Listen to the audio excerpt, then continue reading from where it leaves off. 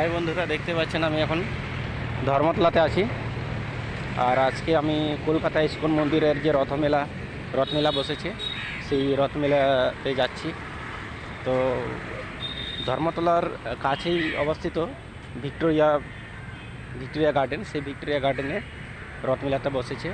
তো দেখতে পাচ্ছেন আমি এখন কলকাতায় আছি। আর এটা হচ্ছে রথমেলার ওই গেট। এটা কলকাতার ময়দান মেট্রো স্টেশন থেকে খুব কাছেই অবস্থিত।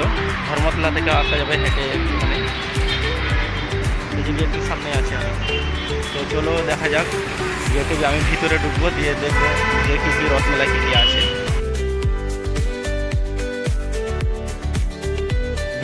মেলার ভিতরে ঢুকে এরকম রাস্তার দুধারে দোকানপাট দেখতে পাওয়া যাবে।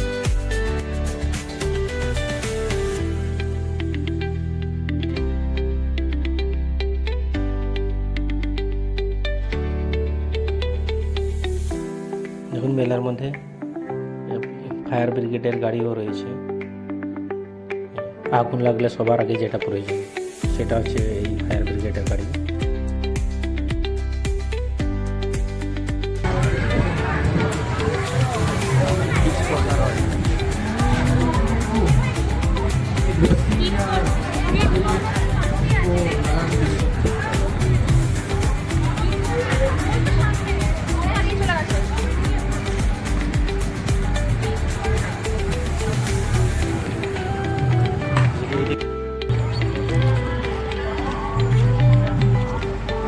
এটাই কিন্তু কলকাতা ইস্কন মন্দিরের তরফ থেকে এই মেলাটি আয়োজন করা হয়েছে, এবং এই মেলাটি কলকাতার সবথেকে পুরনো মেলা,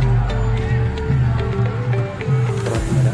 সো এখানে রথমেলা বুঝতে পারছেন ইস্কন মন্দিরের তরফ থেকে হচ্ছে। তো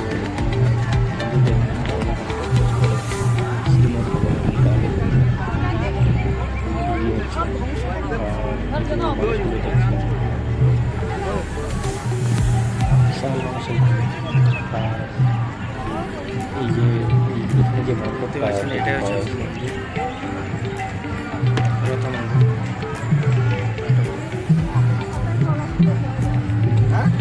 করে আসবেন।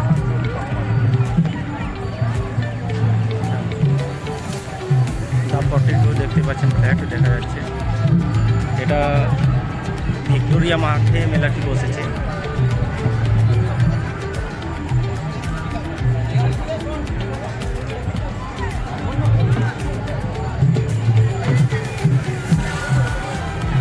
এবং ফ্রন্ট থেকে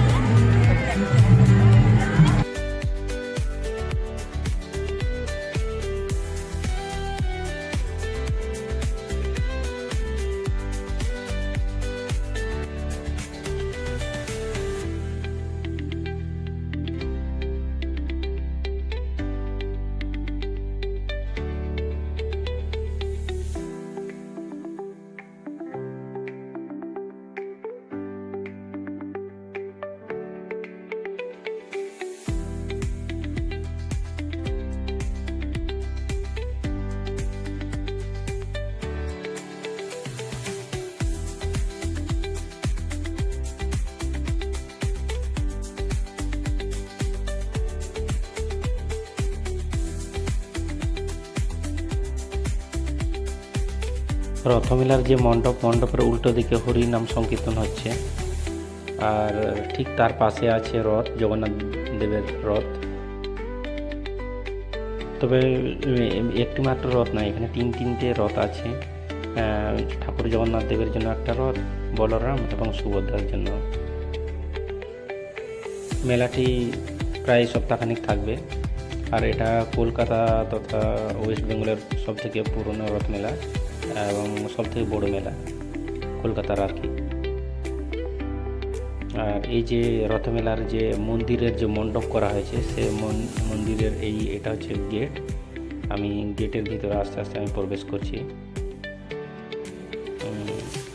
জুতো রাখার জায়গাগুলো আছে সাইডে, জুতো আমি বাইরে খুলে প্রবেশ করলাম ভিতরে।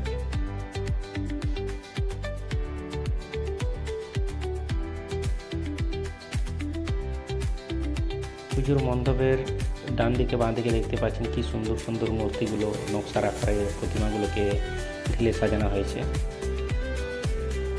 আর লাইটিং তো আছেই। এবার একটু ভিতরে যখন এখানে ঢুকবেন মন্দিরে, তো মন্দিরের প্রবেশ পথের ঠিক বাঁ দিকে এবং ডান দিকে যে আমি দেখাচ্ছি আপনাকে নারায়ণ ঠাকুর নারায়ণের প্রতিমা এখানে করা হয়েছে, মূর্তি স্থাপন করা হয়েছে।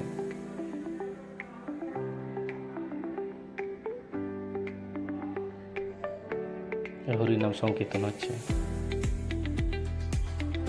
সব মিলে একটা আলাদা রকমের একটা ইমেজ, মানে এখানে আসলে এই মেলায় যদি আপনি যান না, আপনি মনের ভিতর থেকে একটা কোথাও যেন একটা সেই ফিলিংটা আসবে, ভক্তির যে ফিলিং সেটা আসবে।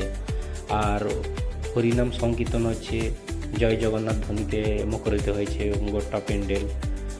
আর ইস্কনের যে আপনি বুঝতে পারছেন যে মায়াপুর ইস্কন যেমন ঠিক তেমনি কলকাতার ইস্কনের যে কোনো পুজো বলুন বা পার্বণ বলুন বা মেলা, এরা খুব ধুমধাম সহকারে এবং নিয়ম শৃঙ্খলার মধ্য দিয়ে পালন করে থাকে। দূর দূরান্ত থেকে ভক্তবৃন্দর সমাগম হচ্ছে। তারপর থেকে নিজের ছবিগুলোকে বা ভিডিওগুলোকে ক্যামেরা বন্দি করতে দেখা যাচ্ছে। প্যান্ডেলের দেখুন কি সুন্দরভাবে, আর এটা হচ্ছে সেই আলোকসজ্জা লাইটিং করা হয়েছে। আমি যে নারায়ণের মূর্তির কথা বলছিলাম, এটা সেই নারায়ণের মূর্তি। এই যে ঢুকে বাঁ দিকে একটা আছে, এক হাতে সুদর্শন চক্র আর আপনার যেটাই আছে শঙ্খ।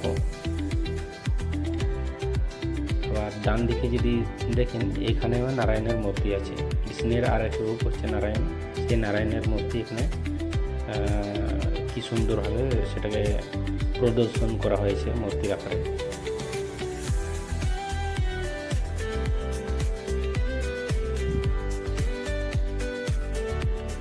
এই মেলাতে বাচ্চা থেকে বুড়ো সব বয়সের যারা এখন ভগবান শ্রীকৃষ্ণের ভক্ত, তারা এই মেলায় তারা তো অবশ্যই আসেন। তাছাড়া রথের যে আলাদা একটা ইমেজ, আনন্দ, সেটা এই মেলাতে না আসলে আপনি বুঝতে পারবেন না। তো যাই হোক, এই মেলায় এসে আমার তো খুব ভালো লেগেছে। আর এটা আমি প্রথমবার কলকাতায় এসে এই মেলাটা দেখলাম বা আনন্দ উপভোগ করলাম। ভিতরে এরকম একটা আমি ছবি একটা করেছি। আর আমার এই চ্যানেলে যারা নতুন আসছেন, প্লিজ চ্যানেলটিকে লাইক আর সাবস্ক্রাইব করবেন। আরেকবার দেখে দিচ্ছি, এটা হচ্ছে পুজোর যে মন্দির বানা হয়েছে সেই মন্দির। আর এই যে দা 42 ফ্ল্যাগটা, এটা ছিল আমার পুরো ওয়ার্ক রাউন্ড ভিডিও। এখন তিনটে রথ এখানে দাঁড় করানো আছে।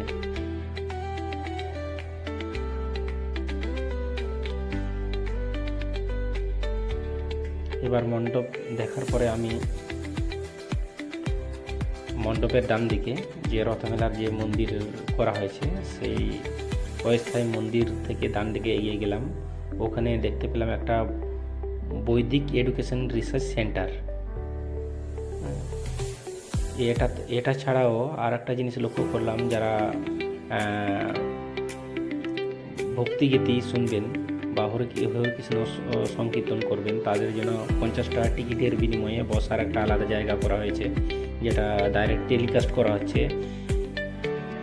এটা হচ্ছে বৈদিক এডুকেশন রিসার্চ সেন্টার। এটা তার স্টল। এখানে বিভিন্ন ধর্মগ্রন্থ, বিশেষ করে হিন্দুদের ধর্মগ্রন্থ পাওয়া যায়। আপনি বিভিন্ন ভাষায় এখানে পেতে পারেন বইগুলো। এরপরে আমি আস্তে আস্তে হেঁটে যে জয় জগন্নাথ ঠাকুর জগন্নাথের যে রথটা ইস্কন মন্দির থেকে আনা হয়েছে এই মাঠে, সেই রথ দেখতে আমি লাইন ধরে বরাবর এগিয়ে এলাম আর রথ দেখলাম। 3টে রথ আছে। প্রথমে যে রথটা আছে সেটা হচ্ছে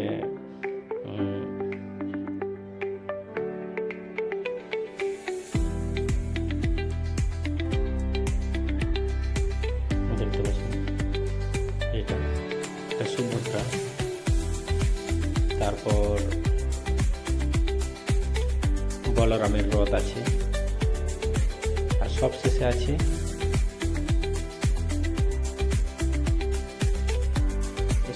সবশেষে আছে জগন্নাথের।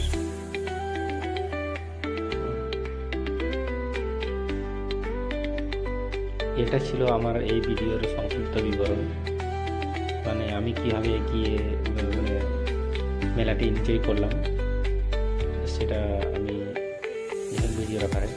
যাই হোক, রথটা দেখা হলো, এরপরে আমি খিচুড়ির জন্য লাইন দিলাম। খিচুড়ি লাইনও এত সুন্দরভাবে করানো আছে, মানে আপনি একদিক দিয়ে লাইনে দাঁড়াবেন, লাইন দাঁড়ানোর পর খিচুড়ি হাতে নিয়ে আর একটা লাইনে বেরিয়ে আসবেন। তারপর এই ভিডিওর মাধ্যমে আর একটা জিনিস আপনাদের দেখাবো, সেটা হচ্ছে খিচুড়ি তো খাবেন, তার আগে হাত ধুতে হবে, আমরা নিশ্চয়ই জানি। তো হাত ধোয়ার জন্য ট্যাপের একটা ব্যবস্থা করা হয়েছে, যে আপনি হাত ধুয়ে খিচুড়ি খাবেন, আবার হাত ধুবেন খাওয়ার পরে, তারপর আবার গ্লাসে করে একটা জলেরও ব্যবস্থা করা আছে, যেটা আমি দেখলাম। যে আমি খিচুড়িটা নিলাম, খিচুড়িটা নিচ্ছি।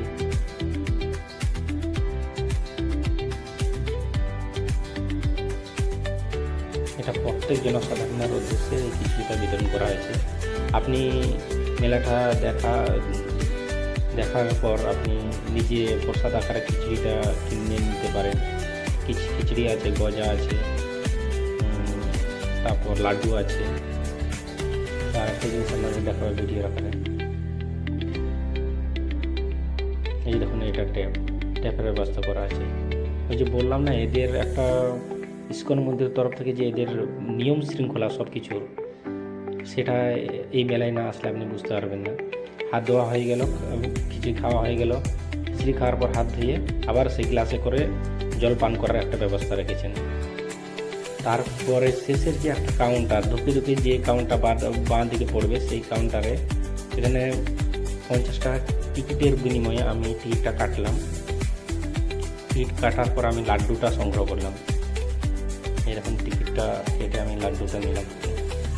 এটা ছিল মহাপ্রসাদ, এখানকার মহাপ্রসাদ।